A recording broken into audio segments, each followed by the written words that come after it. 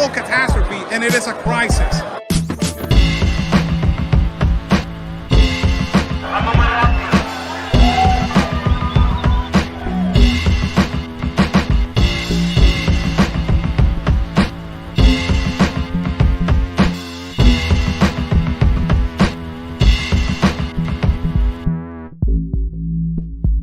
Of a child right there.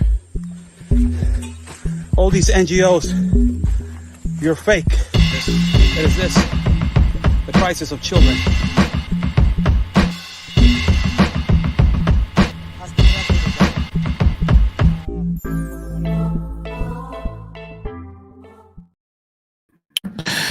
Thank you so much for joining in. I'm Oscar Blue for Real America's Boys News. It is a pleasure to be talking to you guys today. As you know, the topic of today is who is in control of your borders.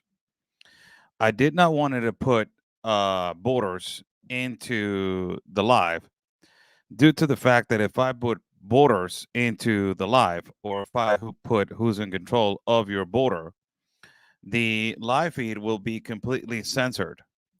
So it's more than we are already. So I wanted to bring this topic because a lot of people are saying who's guiding them, who's guiding this mass migration, who is in charge of this mass migration. A lot of people say, well, it's Biden. It's Biden. It's the incompetence of Biden, is the incompetence of Mayorkas, is the incompetence of all these people. And it's Mexico, it's Salvador, it's Guatemala, it's Honduras, it's this, is that. And I have said multiple times to these people in Congress and to the Senate, be sure to go further and investigate what is the Global Compact on Migration. And that will tell you that whoever it is part or collaborator of the Global Compact on Migration, it is going to have the United Nations control your borders. It is not a conspiracy theory. It is not creating hysteria. It is not fear-mongering. This is not xenophobic. This is not transphobic. This is not pronoun-phobic. This is not fat-phobic. This is not whatever phobia. It's not white supremacy. It's not white imperialism. It's not racist. It's not fascist. It's not narcissist. It's not bigot. This is not Zionist.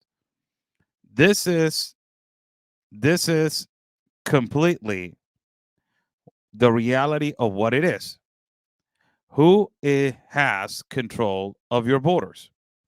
Now, I will tell you again and again and again, if I was standing in front of a senator of the United States of America, I will tell him and I will ask him, have you heard about the Global Compact on Migration? If I will be in front of Karen Jean-Pierre, I will ask her in front of all press, are you a collaborator of the Global Compact on Migration? Is the United Nations the one that is telling you how to open your door and how to close it? If I was in front of Alejandro Mayorkas, I will ask the same question. Are you a collaborator of the Global Compact on Migration? And do you have agreements with the United Nations of how to approach the topic of the border situation instead of your constitutional laws? It is unbelievable till right now that we have been talking about this compact for years, and still people do not bear to understand that what is the context of safe mobility. The context of safe mobility program was implemented by the United States of America. The safe mobility program is the context of people mobilizing safely through every border, and it was paid for by the American taxpayer, by the United States. Safe mobility, what is it? I will read it before I put just an example of a country. An example of a country that has your same situation. The same situation that happens in Mexico, the same situation that happens in Honduras, same situation that happens in Venezuela, same situation, everything. Same situation, everything. It's a copy-paste of what is happening in your country to what is happening in this country that I will put in particular. And you will see who is the number one supporter and donor of this program, Safe Mobility, and also the program so migrants can move forward from the south into your country. Now, I gotta give it to this organization that they, for the first time, they put the reality of what migrants can go through. But other than that, before we go on, give it a like to this video, share this video. If you want to help to keep this video going and to keep the information out, copy this link, send it to somebody else, or like the video and share the video. That will help me a lot to get the message out, because a lot of people say, how can I help, Oscar? Just like the video and share the video. And I can see people then if they want to like it or not. So the context of safe mobility, this context of safe mobility was implemented by the United States administration, the Biden administration. And then safe mobility is the initiative promoted by the United States government in coordination with the government of Guatemala. Throughout this program, eligible refugees and migrants are considered for pathways to regular and safe admission to the United States or other countries. In this way, they seek to avoid the risk by people in human mobility. Colombia, Costa Rica, Ecuador are also implementing it in the region, and it is completely free and supported by the UNHCR, the IOM, and its partners. So the context of safe mobility, it is people that they move safely through different particular countries. What are the petitions to be moving in safe mobility? We had it right here. Now, this is the UNHCR, ACNUR of Guatemala. And I will gladly explain to you guys the first thing. So you have on the top, it says ACNUR in Guatemala. That is the UNHCR. So you will see on the map right here, you will see on the left, you will see Mexico that has the whole sign of the UNHCR. And also, you will have in the middle Guatemala, you will have Honduras and El Salvador. And in the middle, you will have all the attentions that they can get for the context of safe mobility. On the bottom, you will see where they can get shelter, where they can get clothing, where they can get free phone calls for, basically their attention, food, sanitary attentions, also for them to take shower, also for medical attention, also in the attention center, you will get attention for health, attention for women and children, attention for psychological and legal, and all this kind of stuff. So all of this, Guatemala is part of it. Guatemala is part of the Global Compact on Migration. On the bottom, right here, you will see a bunch of flags right here on the bottom. Right here, you will see the American flag. And on the bottom, it says with little letters, sponsored by or collaborated by or, basically pushed by, and you will have the United States of America.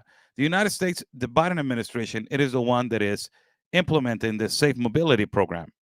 This Safe Mobility Program gets the ability for people to move safely in a regular fashion into the United States of America. The whole point is, why only the United States of America?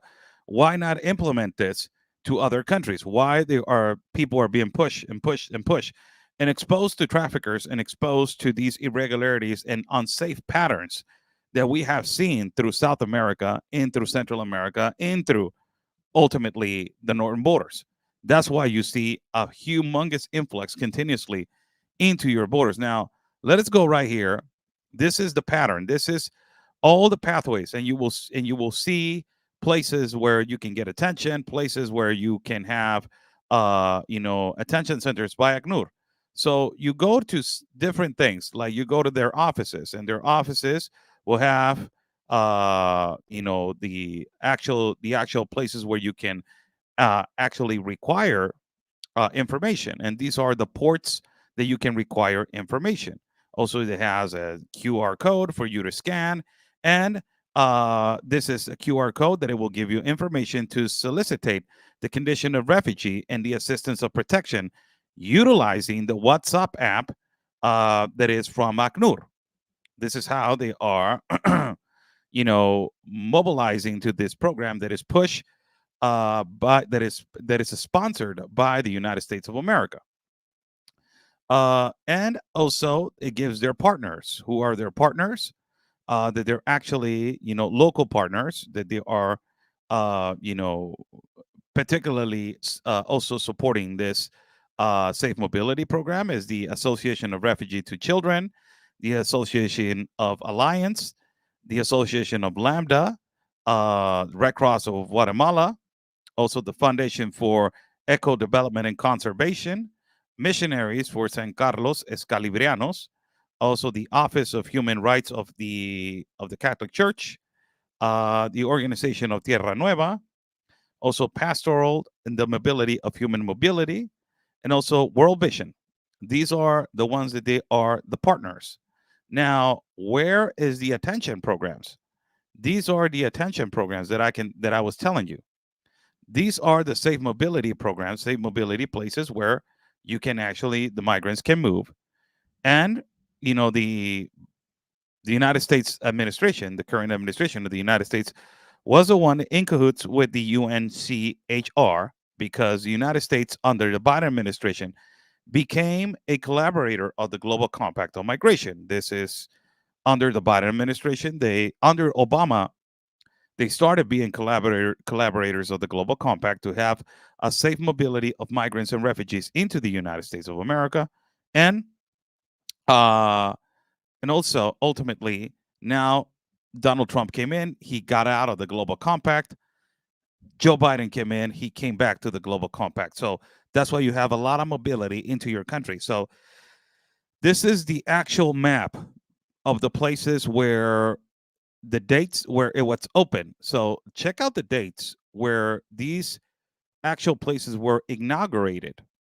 So you have 5 attention centers where they are all sponsored particularly by the United States of America. And all these attention centers, there are 5 attention centers from the ACNUR. All of these, let's go by the one. The first one in Guatemala is called Terminal de Flores de Petén, who it was inaugurated on 2021, on February 2021, and it can give attention to 600 people to month. The other one, it was open on March of 2023, can give attention to 150 people. Also, the attention, if you see right here, you will have internet, you will have water, you will have attention to. It has different things that they can give attention in different attention centers. Also, on the bottom, you will see the Centra Sur Guatemala, that it was open on February 2023. This one can give attention to 200 people per month. And also the one in Agua Caliente, which I was there this year. That it was, I don't know if you guys remember, when I was in the border of Guatemala in Agua Caliente, there was a detention center that it was steps away from the border of Agua Caliente between Honduras and Guatemala, that it was about to be opened, and I was there. This one, it was open on June 2022. Look at the dates. So all of these were open under the Biden administration and under this administration that is currently, that they're consistently collaborating with the United Nations and ultimately with the Global Compact on Migration. You will see other flags on the bottom, but ultimately in the bottom it says that it's sponsored by the United States government. So this is the centers of attention that is called CAPMIR.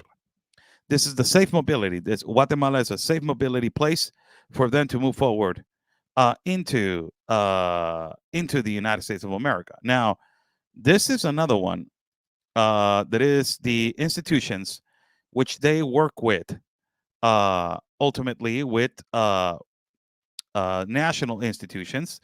That's also the Department of Recognition of Status for Refugee, the Judicial Department of Human Rights, the General Nation of PGN, the Secretary of Violence and Sexual Exploitation and also Trafficking of People, and also the Health Social for Presidency of Guatemala.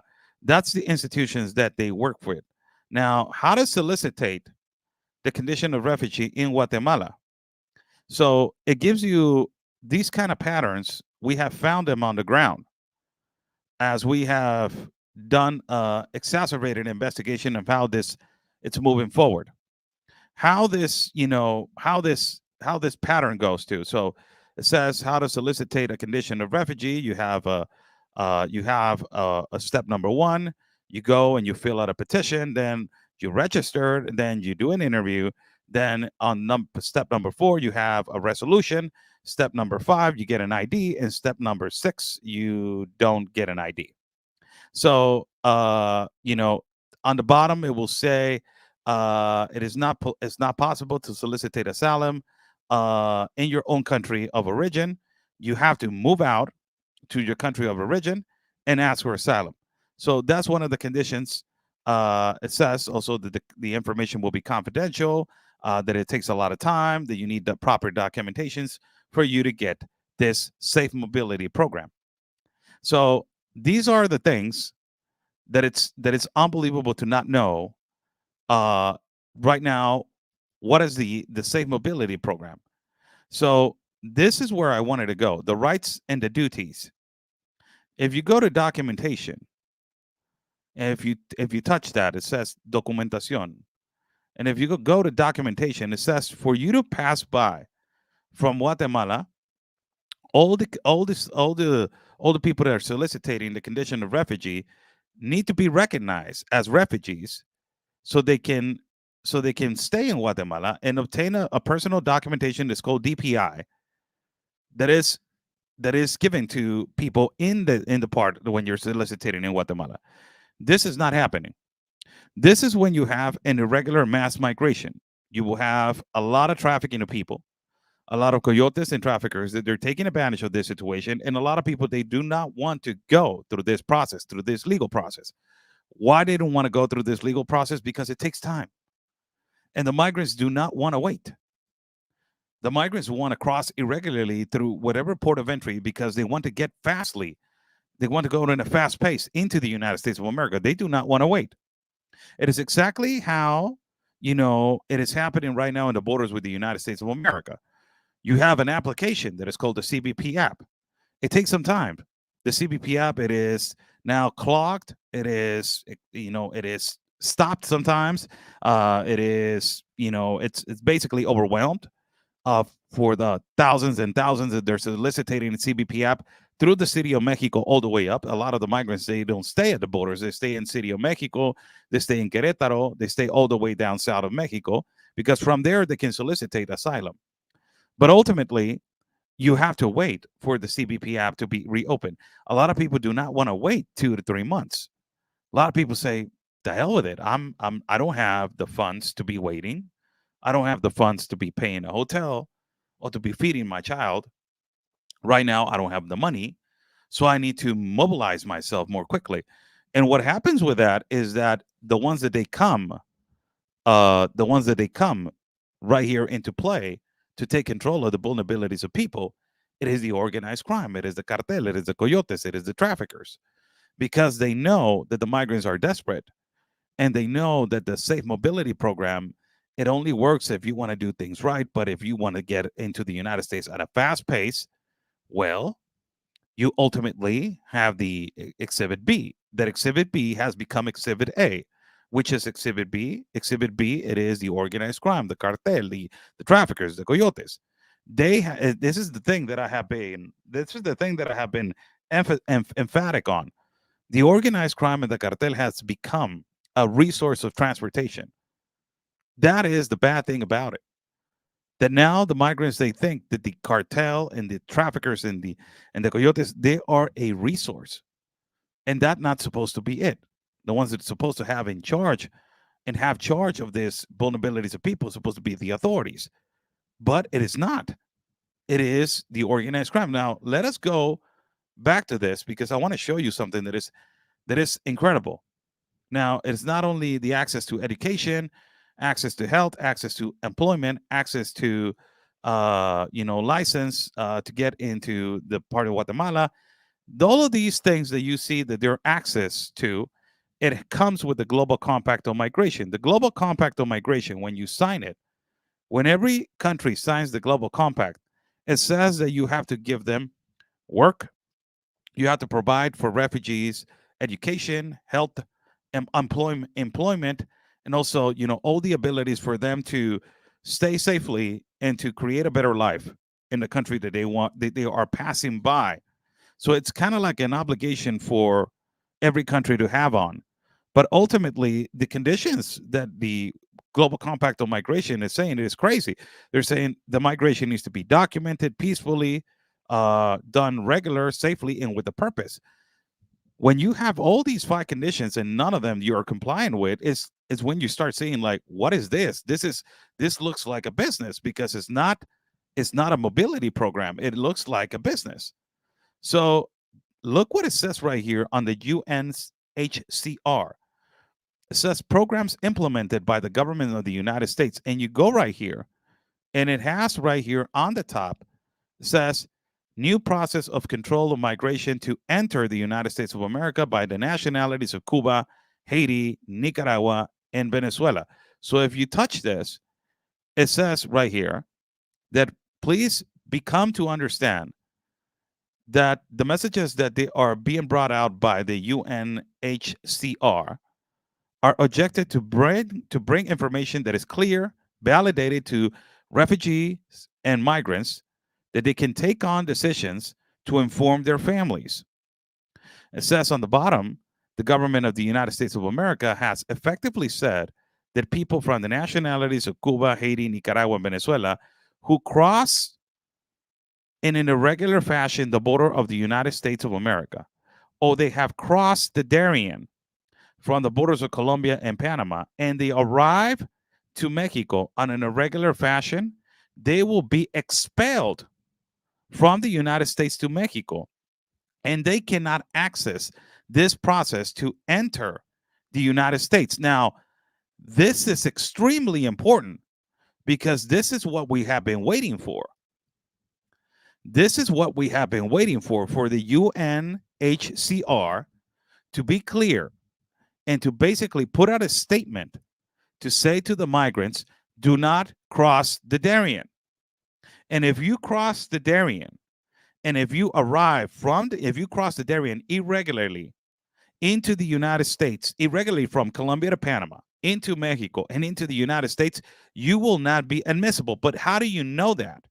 If every documentation that they're bringing, it is lost, it is ultimately, you don't have a register, you don't have a filter. It is really complicated, and it is difficult. Really complicated, and it is difficult when you don't have control of every border with a filter. When you ultimately do not have a control of who's coming in and who's coming out. In Panama, it is really hard for the Panamanian authorities when they are seeing a mass migration of 5,000, 7,000 every day arriving in through the Panamanian campuses Bajo Chiquito and Lajas Blancas. It is extremely hard for them to have control of this. But the only good thing that I see right here, it is that the UNHCR has released a communicated statement saying that the United States have said, if you cross on an irregular fashion to the United States of America, and you cross the Darien into Colombia and Panama, and you arrive to Mexico, you will be expelled. Now, isn't that contradictory? Because it's interesting, because you're seeing right now people that they're entering through a non-port of entry into the United States of America, and I'm just going to say this, they're being processed and they're being let go into the country. So it is, in a way, I don't understand if it is a lie, if it is a smokescreen, if it was created just to say to people, oh, we're doing something, but we're not doing something. Because right now you have the most exacerbated migration that just happened to Eagle Pass, Texas, and to Del Rio, Texas. Right there in Piedras Negras and Matamoros. There are more than 15,000 people, and they're talking about there are more than 28,000 in one day. It is the largest escalated migration on every border from the history of the United States of America in one day.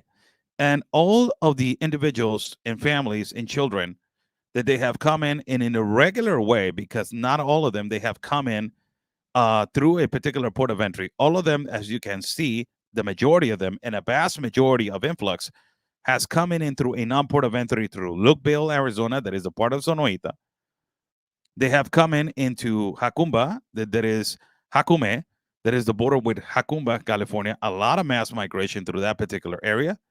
And also, not only that, right now you're seeing a mass migration into Eagle Pass and into Del Rio.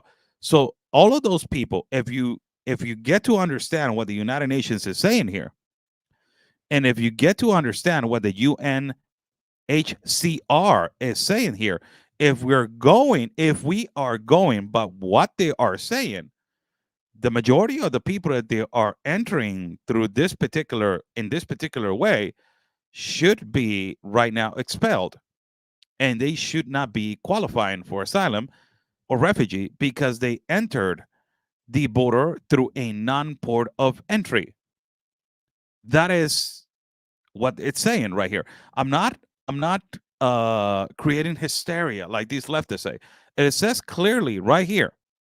This is why I wanted to bring it in, because if you have right now all the contradictory, this statement from the UNHCR that is a new migration controlled by the United States. This is information that is given out by the United States, and it is only given out to nationals from Cuba, Haiti, Nicaragua, and Venezuela. And we have seen a mass migration of arrivals from these particular entities. But isn't it contradictory, because they're like playing the field? They're like it looks like propaganda, and it looks like incentivized for this to continue, and you're creating jobs for the organized crime. You're creating jobs for the cartels to continue to smuggle through non-port of entries, because you're letting them in through these particular areas, but you're not putting an example of what your statements are about. I'm not saying everybody deserves a better life. I'm a pro-migrant myself. I have said it before. Migration is a human right, and I believe that there's pathways and processes that we need to respect, and laws. But it says right here on the bottom, the government of the United States has declared that it will be an immediate effect for people of nationals of Cuba, Haiti, Nicaragua, and Venezuela who crossed the border irregularly from the south of the United States, and also who have crossed the Darien from Colombia and Panama.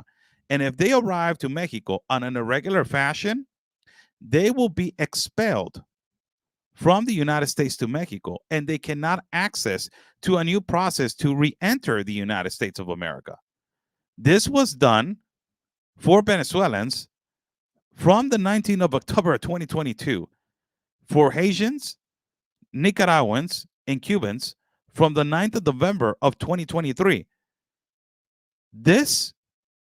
It's unbelievable, because it is what I can see. It is a lie, because I'm not spreading false information. This is a lie, because you're seeing right now how you have an enormous influx from people that they are not going through the CBP app. They're not going through the CBP app. They're going through a smuggler, or they're going through a coyote. They're going through a trafficker. They're going through a non-port of entry. They're going through an irregular pathway. And they're not using CBP app because a lot of them, they get desperate and their necessities overpass their waiting time. And because they overpass their waiting time and their necessities, they choose the wrong pathway. They choose the other resource that I completely have been saying to you guys. The coyote and the trafficker have become Exhibit A instead of becoming Exhibit non-existent. Exhibit A is the number one resource of transportation. Who is that? The cartel. Because I don't want to wait. It's if I'm seeing 4,000 people that they just been admissible through a non-port of entry, why should I wait? I'm just saying. I'm putting logic right here. Apples and apples, oranges and oranges, grapes and grapes. I'm just saying, if you see early in the morning, you're a migrant, and you're saying, I want to do things right. I want to wait for my process. I want that opportunity. I really want that opportunity. So what should I do? You go to a lawyer. The lawyer advises you, wait for the CBP app. You're going to get your appointment. This is your case. This is your case number. And you're like, okay, I got a case number. Now I got an appointment. Then when you see earlier in the morning, everybody leaving, and you're like, hey, wait a second. Where's everybody going? It's like, they're telling us that right now we can enter through this place, that there's no wall. And you see them and you're like, wait a second. And you're going to be admissible? Yes. They're telling us yes. Then later on, they're going to release us to detention centers. And from there, we can move forward. And like, why should I wait? This is the problem with with this kind of information, it creates so much confusion, so much confusion. And it creates so much confusion because you're not going by what you're saying. It's like the global compact on migration that it says this global compact is bringing safely, documented, peaceful, with a purpose migration. It is not safe. We have seen that it's not safe. Migrants are dying. The lives of the migrants matter. Migrants are dying. Migrants have become a business for a lot of these international organizations, and for a lot of these coyotes. It's a business for the human trafficking. It's a humongous business. A lot of them are dying in the Darien Gap. A lot of them are being kidnapped and extortion in Central America. A lot of them are dying in the deserts between Texas and Arizona. In Texas, they're drowning. A lot of them, it's bad. It's really bad. And it's sad to see that they're basically plastering in your face that this is the process, but you have a mass migration right now going through your country. It's just, and then on the bottom, you have all these questions. And, this is the situations which a person can apply for the process. If you've been expelled from the United States in the last 5 years, you're not admissible. If you are a Venezuelan that entered Panama through Mexico in the United States up till 19th of October of 2022, also to Haitians and Nicaraguans and Cubans who entered Panama, Mexico, and the United States up to the 6th of January of 2023, also you cannot. If you're residents and you have double nationality and have been recognized as a refugee in another country, also you cannot. And you have had cases like this, that they are second, they're trying for the second time. They're going back for the second time, trying again to go. And this is the information which the UNHCR, it's informing to the world. But sadly, because of the organized crime, and sadly because of the coyotes, and sadly because of all of these people that have been incentivized, and they know that there's another way to create a business, they're not respecting this. The only thing that I can give credit right now to the UNHCR is they're actually, for the first time, I'm seeing that they're posting what we have been screaming to them. Post that, please. Spread that information, please. Tell them this is not a right pathway. Tell them that they can easily be expelled. Tell them that if they use a coyote, these are the risks that you can take. It only doesn't stop that. It stopped there. Let us go right here back to where it was. To the safe mobility. Right here, it says mobility. And it's telling you right here what is the safe mobility. And on the bottom, it explains what is the safe mobility. Safe mobility program, also, it is an application that you can go and research. It's mobilitysecure.org. The only source of information official for program and countries that is also available. And on the bottom, it says, what is the safe program of safe mobility? And in Spanish, it says, Movilidad Segura es una iniciativa impulsada por el gobierno de los Estados Unidos en coordinación con el gobierno de Guatemala. What it says, the Safe Mobility Program, it is the initiative being impulsed or being supported by the government of the United States of America in coordination with the Guatemala government, which says why the United States of America, it is supporting these kind of programs, because under the Biden administration, the United States of America, it is a collaborator of the Global Compact on Migration. It doesn't even matter how big you build a wall. Let me be honest. It doesn't even matter if you put 70,000 National Guards on your border. It doesn't even matter if you put 70,000 border patrols. When you're part of the Global Compact on Migration, you have the obligation to let in people under the condition of refugee and asylum through whatever port of entry or to whatever pathway because under the assumption that they are coming in from an unsafe country in an unsafe atmosphere or environment. So the Global Compact, it is really specific about that. Really specific about that. With the wall, you will cut in, and and we have seen the cartel cut the wall. Uh, go underneath the wall, build tunnels underneath the wall. Use the ladder cartel to jump people through the wall. It is a way to just deviate people in the cartel through all the other routes. But ultimately, you will have a mass influx, if a continuous mass influx, if you're part of this a globalist compact on migration, and that is what's happening to the United States now.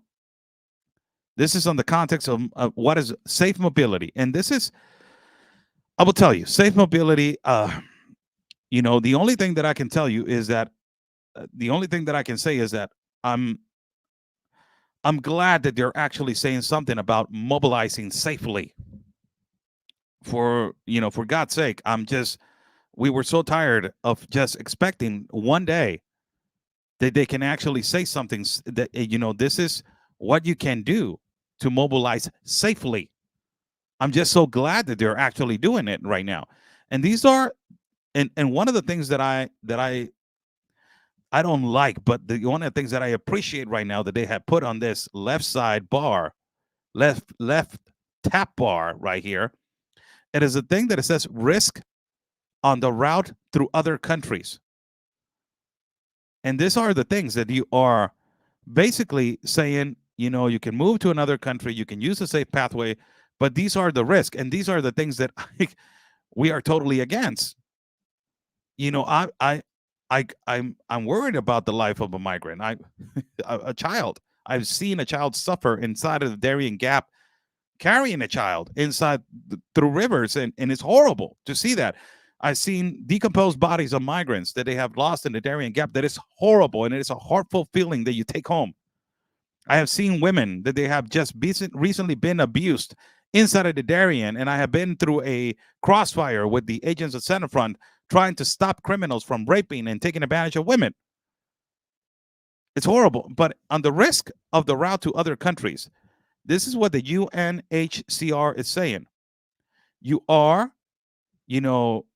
submit to basically and potentially can be part of trafficking and smuggling the people. And it specifically says that you can be, right here it says that, they can cheat on you. They can tell you on the premise that they can take you to places, and they can cheat, and, they can lie to you to exploit you sexually and laborally. So this is an actual information from the UNHCR. Violence of sexual abuse, also you can have that. Also, exploitation and fraud, you can be part of that. And it's right here. And it says right here, if they ask you for money, whatever favor, in exchange for information and access to documents and services, tell them no. And it's in capital and bold letters, it says all of the services that they bring the humanitarian organizations are free, and nobody can ask you for money or information for assistance of humanitarian assistance. We have seen a lot of these NGOs that they have working, and they are asking for money.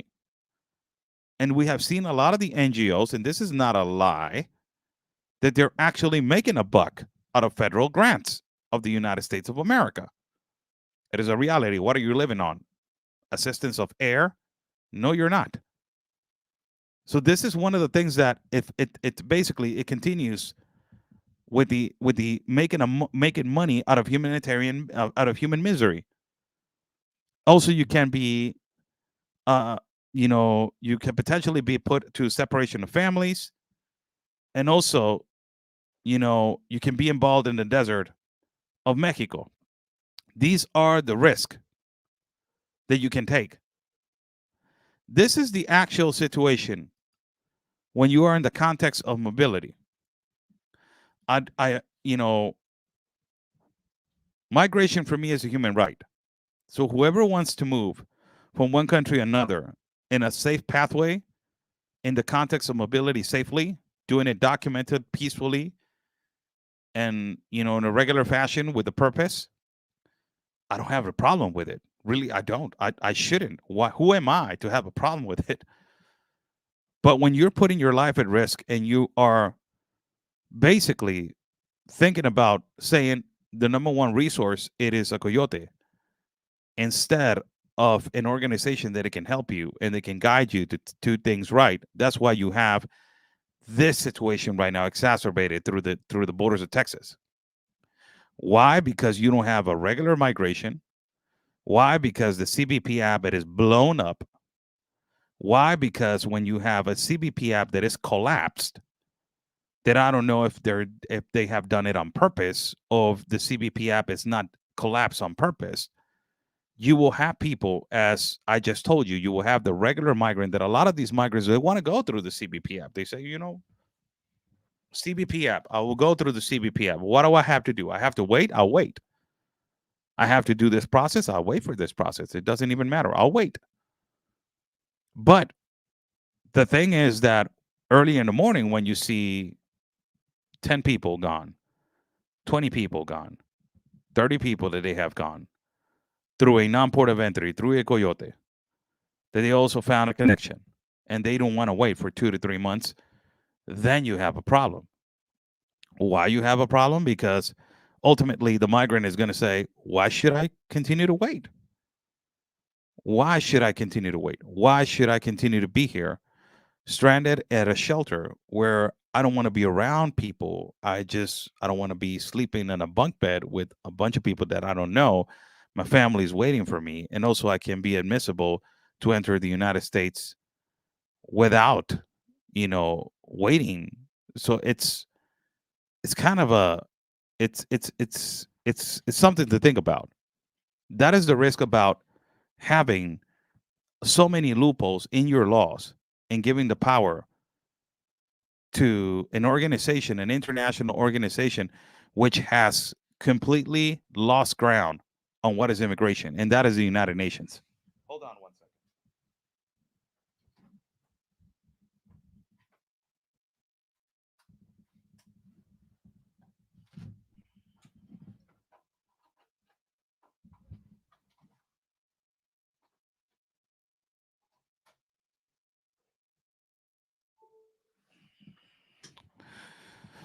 second. My laptop was running out of battery. I apologize for that. How's everybody doing? I'm Oscar Blue for Real America's Voice News, explaining a little bit about what it is, the process of. The only thing that I can say that the UNHCR did good on this post is that they're actually now posting what are the risks, and I like that. I support that. I don't support the organization, but I support what they are posting now. And what they're posting now, it is the risk of what you can take and what can happen to you if you are part of this organization. So, in the context of this, in the context of mobility, I can tell you that they have put information that people that they walk through irregular pathways, they are going to be deported, or they're going to be returned back. Let's say not deported, returned. It's not happening. It looks like it's a complete lie, because you see an exacerbated mass migration. You see a lot of people in the airports that they don't even know where to go, that they don't even know what to do. You see a lot of the people in Chicago living on shelters, that a lot of the migrants there, they entered in an irregular pathway. The United States current administration it's overwhelmed. It's a reality. The United Nations possibly thought that they will have it under control, but it is a reality. They do not have it under control. They do not. They have lost complete control. The Border Patrol is overwhelmed. The United States Customs is overwhelmed. The NGOs are overwhelmed. The detention centers are overwhelmed. Let's not say detention centers, processing centers. Let me rephrase that, because the liberals will get upset. The processing centers will be overwhelmed. All of these places, they are overwhelmed. The reason why is because it has gotten out of hand, and now you're seeing it right now. You're seeing it right now into your borders in Eagle Pass in the Rio sector, where you have thousands of people. You have seen it in the past weeks in Lupio, which we know from years that that place is a smuggling route. Also, we knew from years that Hakuma and Hakumba, it's a smuggling route. It has been happening for years, and it's exacerbated right now. It's become beyond. Now, let me tell you, before I go, the current candidate for the Republican Party is Donald Trump, and the way that it's looking is that like he is going to be the runner up. Now, I have said this many times before. When you are continuously saying that you are going to have the biggest massive deportation in the history of the United States of America, what it's going to create, in my own perspective, it is animosity, a lot of animosity inside of the United States, because you have a lot of millions of migrants that they are waiting for a process to know if they're going to stay or not going to stay. What is going to happen is that I predict that there's going to be protest by the human rights groups, ultimately by these lawyer groups, activist groups, mercenary leftist Marxist groups, and all of these groups are going to, be continuously protesting because they know that there's going to be a massive deportation. Not only that, what it's going to provoke is that before, if the polls in a way show advantage to the Republican Party, what it's going to show and what it's going to provoke is that you're going to have a massive flow through South America, through the Darien, and through Central America and into Mexico, because everybody, it is going to come immediately to make it before the Republican candidate gets into office. If that is the other option, if he gets into office. If he doesn't get into office, this is going to continue as it is right now. No problem with nobody making it for a better life. No problem with that. I don't have no problem with that. Really, I don't. Everybody deserves a better life. But under what expense?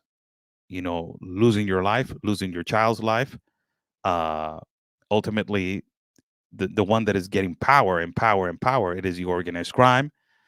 The ones that they're having these complications and these problems on the other side of the spectrum and the other side of the border, the liberals do not know that, but it's provoking over here. It is a war on the border wall. People are shooting at each other continuously. Why? Because people really, they're fighting for the control of open border gaps, and that is the reality. And because this has become a huge business, not only for the institutions but also for the organized crime.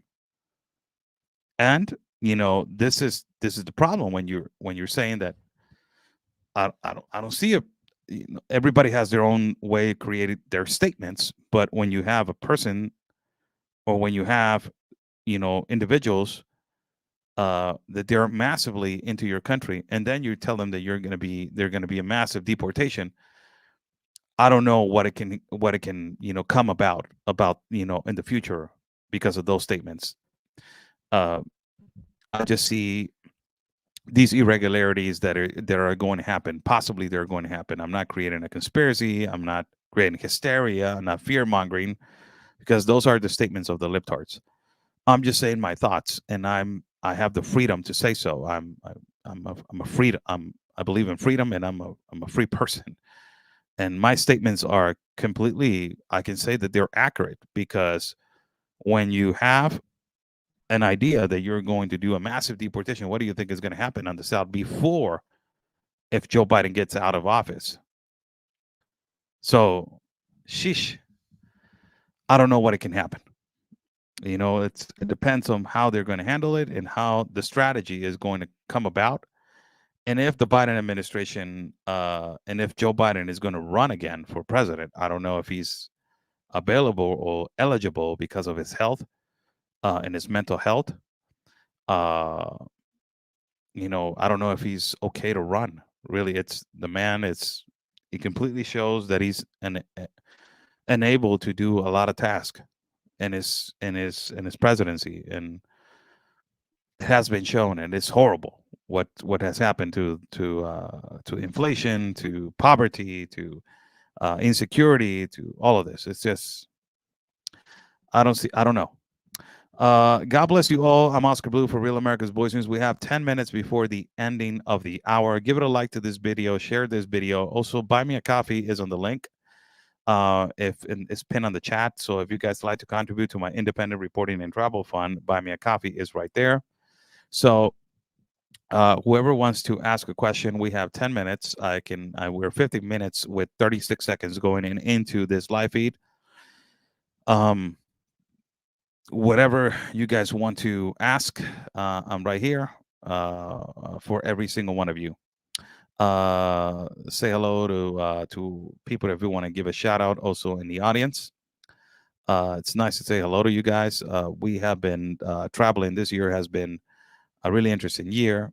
We have been traveling for more than we traveled to Panama 4 times. We entered the Darien 3 times.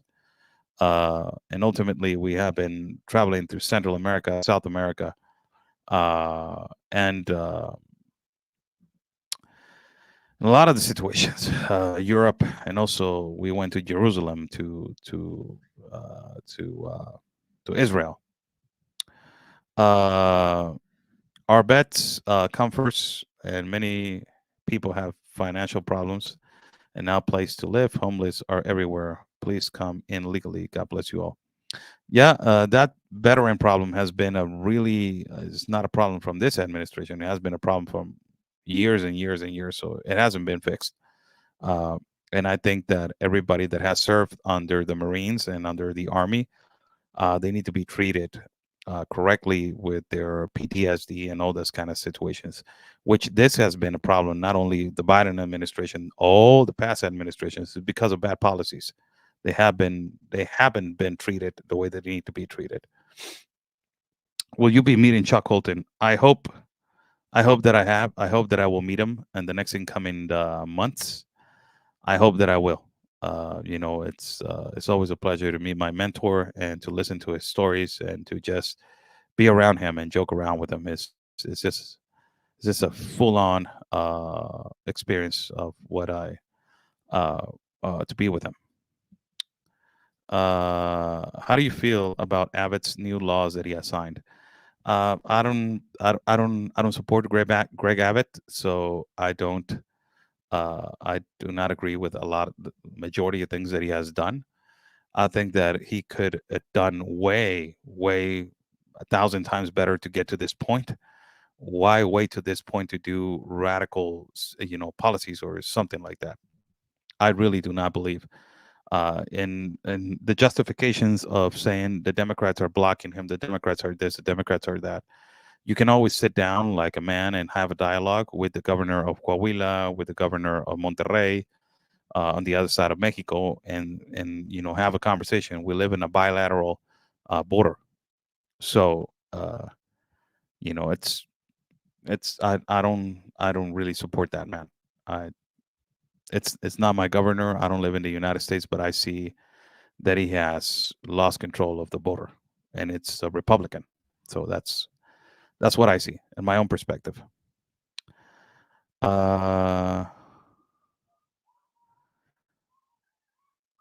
Protesting about coming in the city. I saw a past posting and trying to make and leave. That video true? No, it's not. It's a matter of fact, in Tijuana, we are a migrant city. We allow a lot of migrants to come in over here. We have become a migrant of all colors and entities. Tijuana has become one of the most adaptable cities to migrants. Migrants have stayed over here. The biggest population of migrants that we have is migrants from Haiti, and they have become a great asset to our society. Great workers, loyal workers, and some of them they have graduated from college, created businesses, local businesses. They're great entrepreneurs. They're great people, and we receive migrants from all over the world. They stay here. They live here. Some of them they have stayed and educated their children here. They register here with their humanitarian visa and their parole, and they finally stay here. So Tijuana has always been a city that adapts to migrants because Tijuana is a migrant city. We have a lot of people from California. As a matter of fact, a lot of the white population from California that has come and migrated to Mexico is because of the exacerbated, and difficult economy that California is living. So they live over here.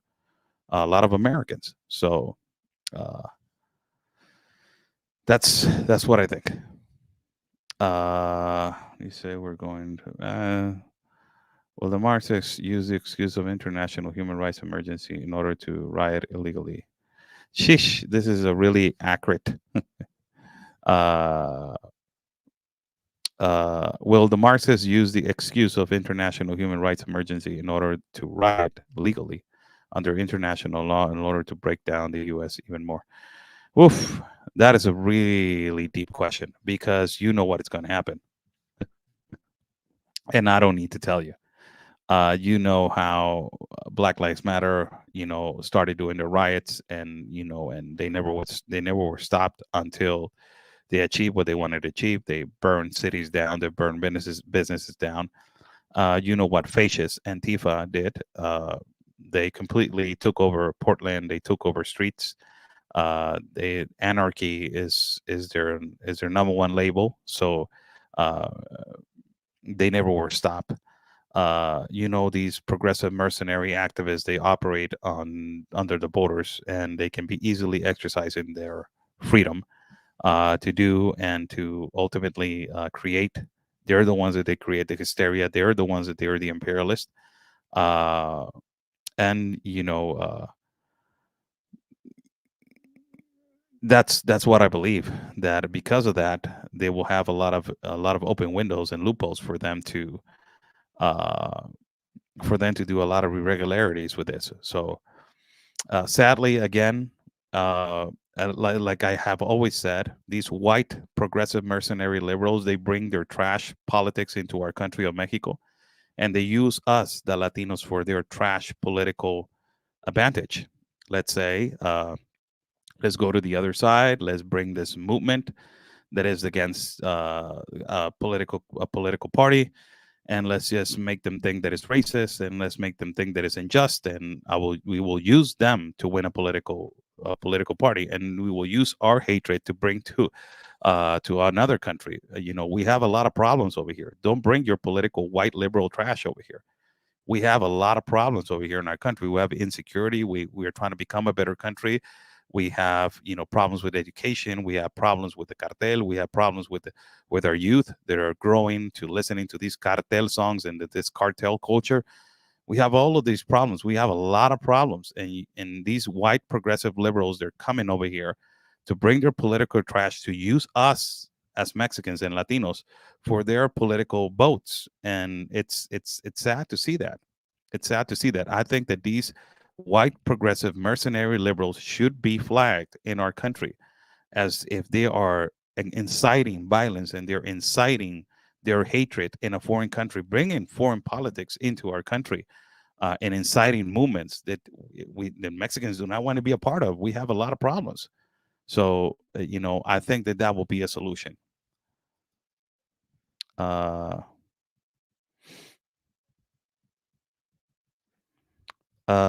Thanks for your opinion about Abbott. I detest your president of Mexico. Thank you.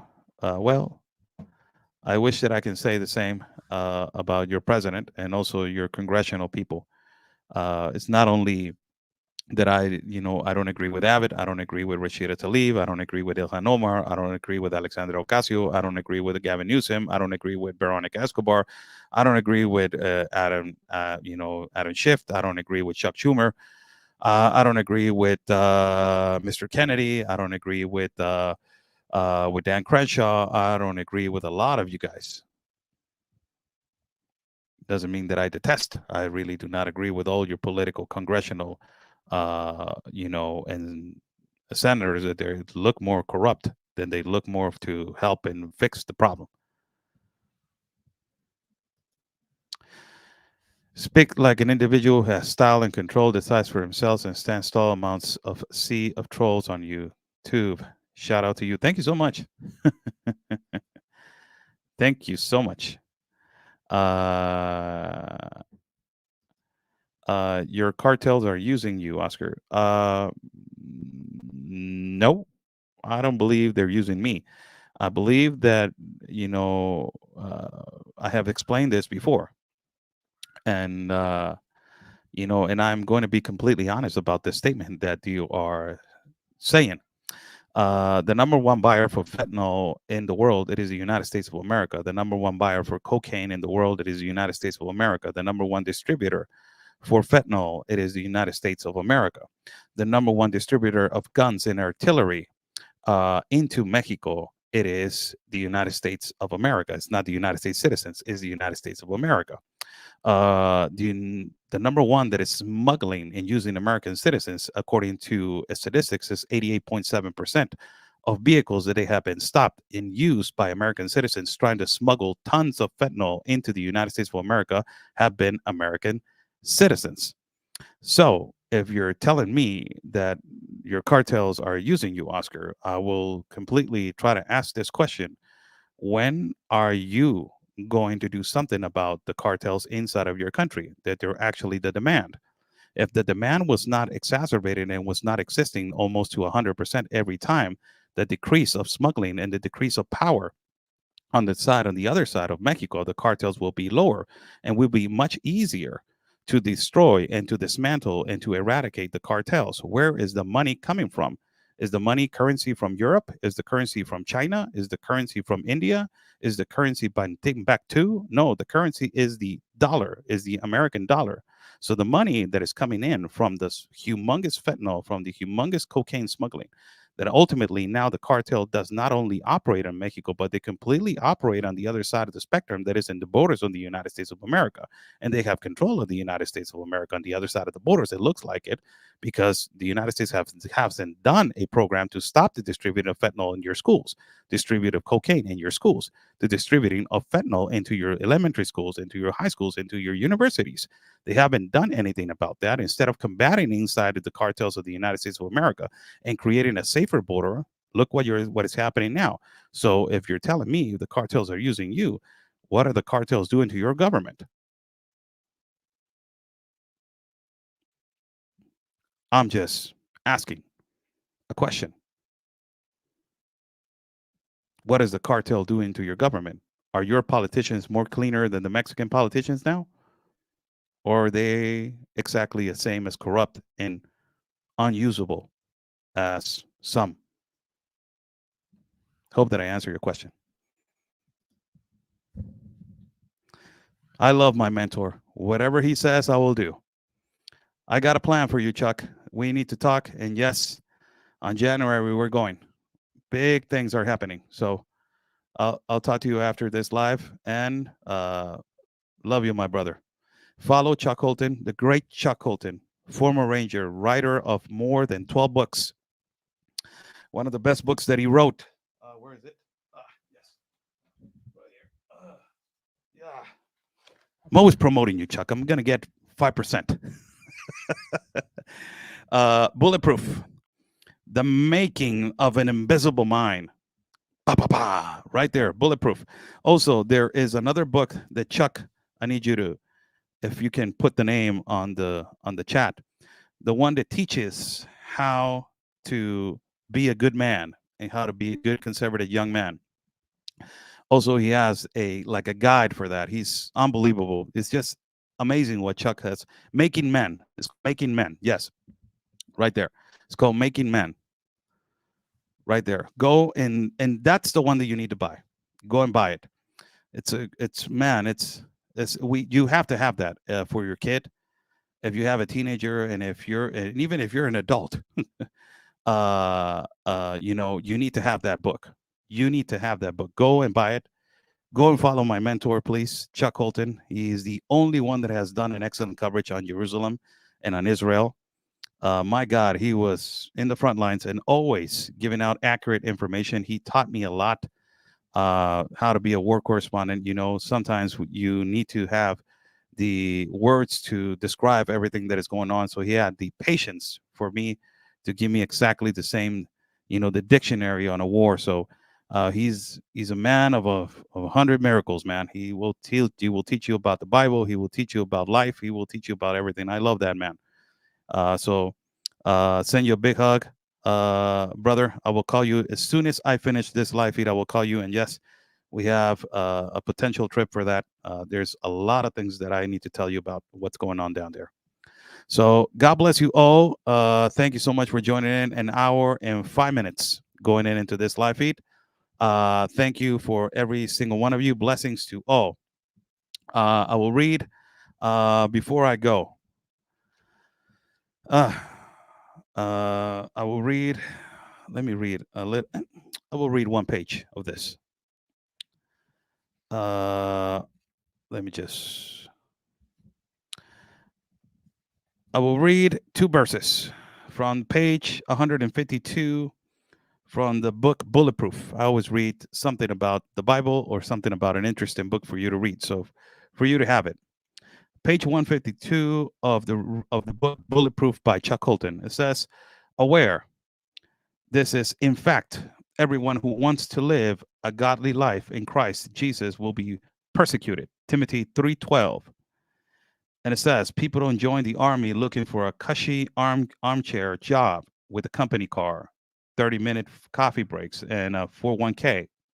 They enlist because they want their lives to mean something. Yes, there are those who join up for the college benefits, and there are ones who show up for Oprah whenever a war is looming.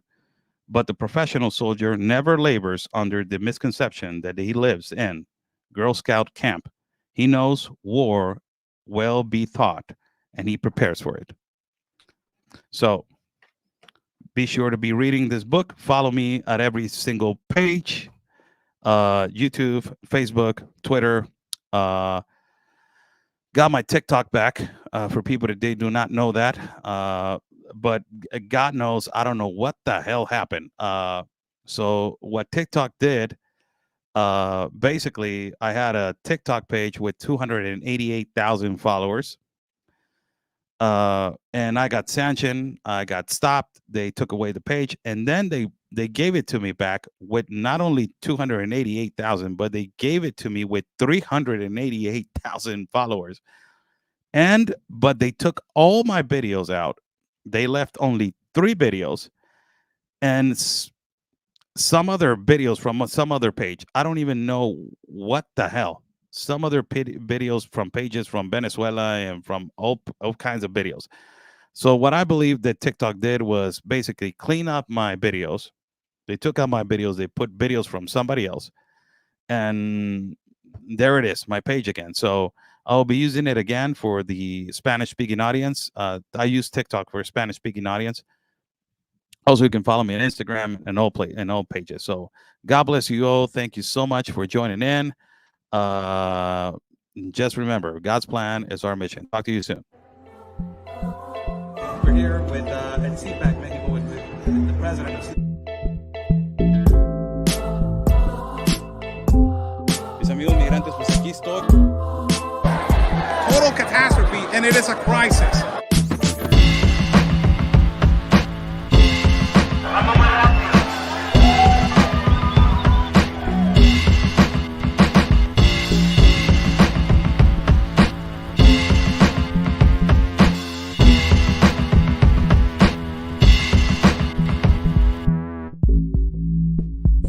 Of a child right there.